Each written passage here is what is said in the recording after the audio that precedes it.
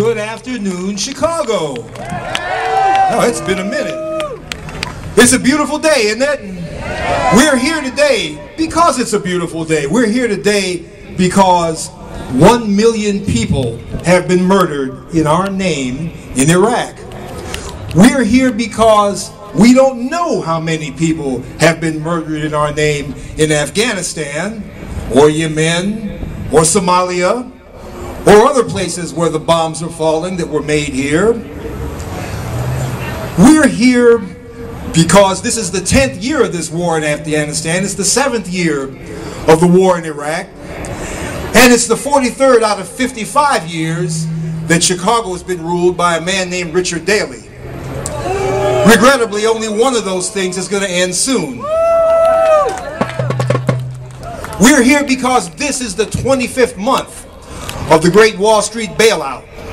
A bailout which belongs more to this president than it belongs to the last. We should all remember that by the end of the Bush-Cheney regime, George Bush was such an incompetent clown that he couldn't even get his own bailout through Congress. Who did he call?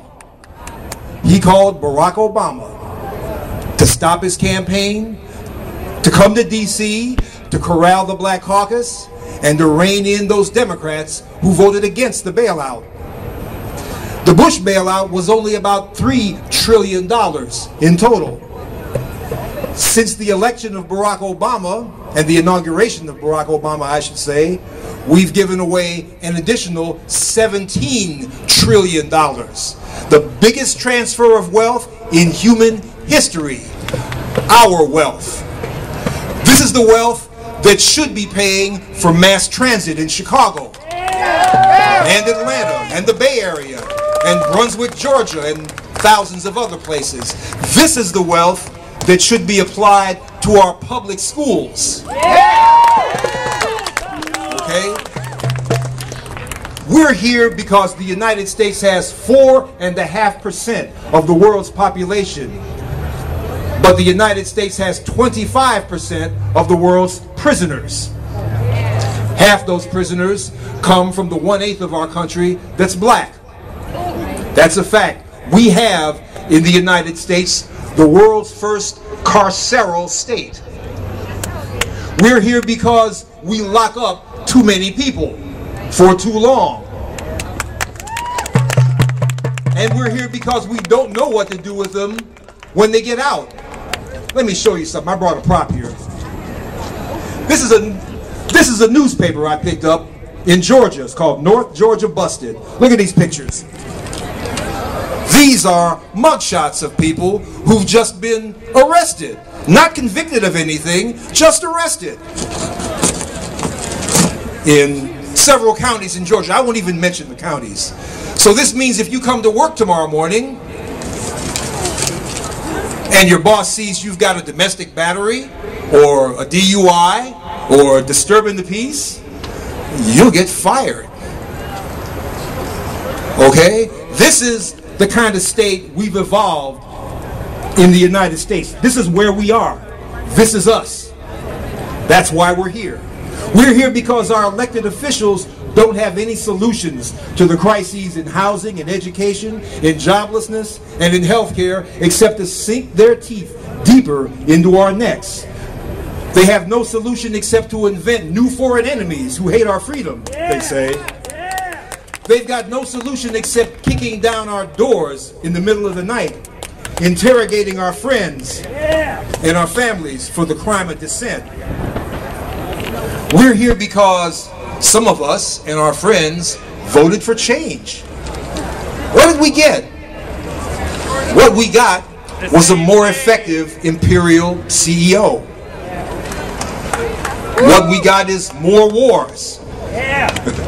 You know, what we got was something that only a Democratic president could have put on us. What we got was an anti-war movement that folded itself during the campaign so as not to confront Barack Obama. Amen. That's what we got, wasn't it? Yes. You know, what we got, now that's something that we should pay attention to. That's something that Hillary Clinton couldn't have did. They wouldn't have folded the anti-war movement for Hillary Clinton. They wouldn't have folded it for Joe Biden. But they folded it for Barack Obama. Only a Nobel Prize winning Democrat could have taken the illegal Bush-Cheney programs of international kidnapping and torture and secret imprisonment from the limbo of illegality and made them legal without a global outcry. Only a Democratic president, a Nobel Prize winner, could extend the war in Afghanistan to Pakistan, a country with 160 million Muslims and nuclear weapons. Only a Democrat could have assumed control over GM, General Motors, and made its creditors whole at the expense of its workers, exported the manufacture of 700,000 vehicles to Brazil, Mexico, and South Korea, and stuck the union with the health care costs of retirees, and still retained union support. Only a Democrat could do that. Only a Democrat could have formed a presidential deficit commission, which will, after the elections in December, recommend two-tiering and cuts to Social Security. When Bush proposed that, he walked into a buzzsaw. When Barack Obama proposed it, there it is. Only a winning Democrat could have sold the American people a multi-billion-dollar bailout of the private health insurance industry as health care reform. So overall, what we got, we're here because of what we got. We got a more presentable, a more literate, a more able CEO of the empire. A CEO enabled by his party's control of Congress and by the voluntary dissolution of large parts of the anti-war left. That's right. That's what we got. So we're here today because it is a beautiful day. We're here today because although war presidents go away, their wars don't. So are we going away? No! So it's a beautiful day. Let's take a walk. You ready to take a walk? All right, and the message is, the wars don't go away, so neither do we. We'll be back. We'll be back again and again. Oh, I should have mentioned something else. We're also here because education is under assault. That's right. Okay, our public schools, one of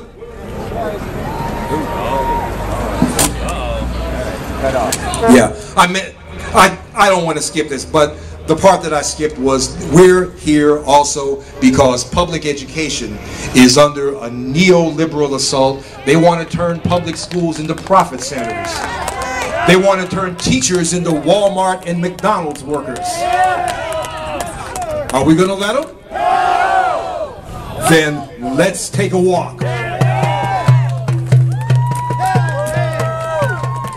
Thank you. Come on, let's hear it for Bruce Dixon.